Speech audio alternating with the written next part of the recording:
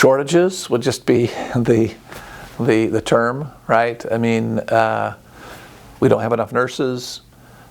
We could open up significantly more beds. We actually have the physical beds to open up, but we don't have people to help them be opened. So it's a big problem. It's a problem across the country, and nursing shortages kind of ebb and flow often.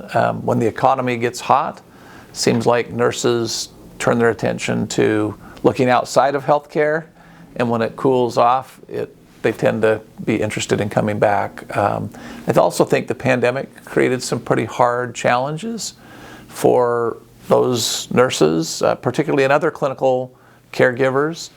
It was hard, right? It was very hard. While the rest of us got to sit in our pajamas and Zoom, they were actually in the front line in personal protective equipment, taking care of people that were dying at unprecedented rates. So it was very challenging, mentally stressful. But I think one of the good things about nurses is they generally get into this, and really most clinicians get into this business to do the right thing, to do good.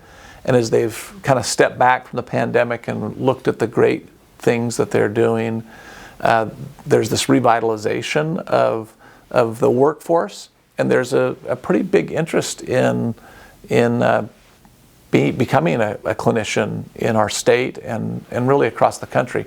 But we got to be smarter about the way we educate them. We got to meet the workforce where they need to be met in order to get them the degrees that they need to be able to get.